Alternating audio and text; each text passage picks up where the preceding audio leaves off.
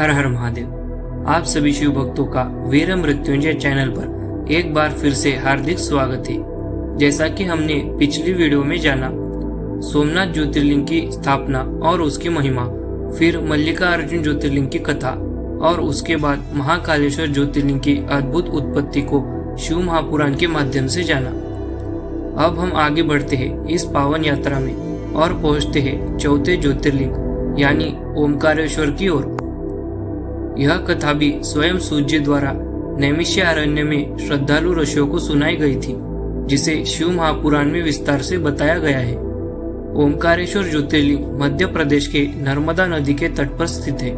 तो आइए शिव महापुराण के अमृत समान शब्दों से जानते हैं ओमकारेश्वर ज्योतिर्लिंग की महिमा और उसकी रहस्यमयी उत्पत्ति की पौराणिक कथा। सूर्य बोले, किसी समय महाभक्ति संपन्न भगवान नारद मुनि ने गोकर्णेश्वर नामक शिव के समीप जाकर बड़े भक्तिभाव से उनकी सेवा की। इसके बाद वे मुनिश्रेष्ठ वहां से विंध्य पर्वत पर आए। वहां उस श्रेष्ठ पर्वत ने बड़े आदर के साथ उनकी पूजा की। मैं सब प्रकार से पूर्ण हूँ और मुझ में किंचित मात्र भी न्यूनता नहीं है, इस अहम भाव से ग्रस्त होकर वह नारद जी के समक्ष खड़ा हो गया। उसके इस प्रकार के अभिमान को देखकर अभिमान को चूर्ण करने वाले नारद जी निश्वास लेकर स्थिर रहे। तब विंध्य ने यह कहा। विंध्य बोला, हे देवर्षि, आपको मुझ में कौन सी कमी दिखाई दी जिससे आप निश्वास लेकर दुखी हो रहे हैं? यह सुनकर उन महामुनि नारद ने यह वचन कहा। नारद जी बोले, हे विंध्य, यद्यपि तुम में सभी प्रकार के गुण हैं, किंतु सुमेरु तुमसे भी ऊंचा है। वहाँ देवगणों का वास है, किंतु तुम पर देवगण निवास नहीं करती। सूर्य बोले, ऐसा कहकर नारद जी जैसे आए थे वैसे ही वहां से चले गए। तब विंध्यांचल दुखी हो विचार करने लगा, मेरे जीवन आदि को धिक्कार है। अब मैं विश्वेश्वर शिव की आराधना करते हुए तप करूंगा।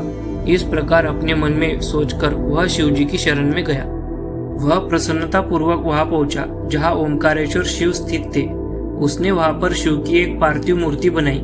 6 महीने तक लगातार शिवाराधना करते हुए वह शिव ध्यान में लीन रहा और तपस्थान से किंचित मात्र भी विचलित नहीं हुआ। विंध्य के इस तप को देखकर शिवजी प्रसन्न हो गए और उन्होंने योगियों के लिए भी दुर्लभ अपने स्वरूप का उसे दर्शन कराया। उसके अनंतर प्रसन्न हुए शिवजी ने कहा, मनोभिलाषित वर मांगो, मैं तुम्हारे तप से प्रसन्न हूँ। मैं भक्तों का मनोरथ पूर्ण करने वाला हूँ। विंध्य बोला, हे देवेश, हे शंभु, यदि आप मुझ पर प्रसन्न हैं तो मेरा कार्य सिद्ध करने वाली अभिलाषित बुद्धि प्रदान कीजिए। आप सदैव भक्तवत्सल है। सूर्य बोले, यह सुनकर भगवान शिवजी देर तक अपने मन में विचार करते रहे कि मूर्ख बुद्धि वाला यह विंध्य दूसरों को दुख देने वाला वर चाहता है। अब मैं क्या करूं जिससे मेरे वरदान से इसका कल्याण हो और मेरे द्वारा दिए गए वर से दूसरों को पीड़ा न पहुंचे। सूर्य बोले, तथापि शिव ने उसे यह उत्तम वरदान दिया, हे पर्वतराज विंध्य, तुम जैसा चाहते हो वैसा करो। इसी समय देवताओं और विशुद्ध अंतकरण वाले ऋषियों ने शिवजी की पूजा कर कहा, हे प्रभु, आप यही स्थित रहे। देवगणों का यह वचन सुनकर हर्षित हुए परमेश्वर ने लोक कल्याण के लिए प्रेम पूर्वक वैसा ही किया। ओमकार नामक जो एक लिंग था वह 2 रूपों में विभक्त हो गया। प्रणव में स्थित सदाशिव ओमकारेश्वर नाम से प्रसिद्ध हुए और जो पार्थिव में प्रकट हुए वे परमेश्वर के नाम से प्रसिद्ध हुए। हे द्विजो, वे दोनों ही लिंग भक्तों के मनोरथों को पूर्ण करने वाले तथा भुक्ति और मुक्ति देने वाले हैं। तब देवताओं एवं ऋषियों ने उनकी पूजा की तथा उन वृषभध्वज को प्रसन्न करके अनेक वरदान प्राप्त किए। इसके बाद देवता अपने अपने स्थान को चले गए।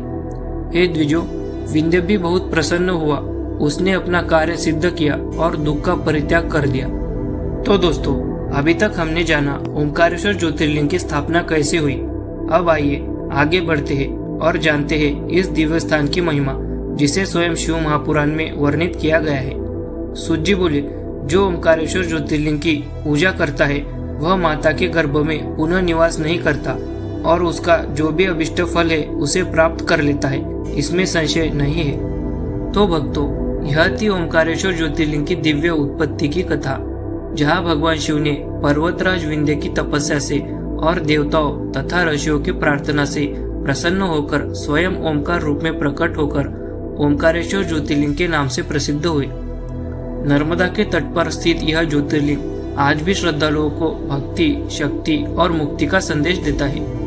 यह कथा हमें सिखाती है कि सच्चे मन से की गई भक्ति व्यर्थ नहीं जाती और जब भक्त का हृदय शिवमय हो जाता है तब स्वयं भोलेनाथ उसके जीवन में चमत्कार कर देते हैं। यदि आपको यह कथा मन को छू गई हो तो वीडियो को लाइक, शेयर और सब्सक्राइब जरूर करें, क्योंकि अगली वीडियो में हम जानेंगे केदारनाथ ज्योतिर्लिंग की रहस्यमयी महिमा और उसकी रोमांचकारी उत्पत्ति की कथा।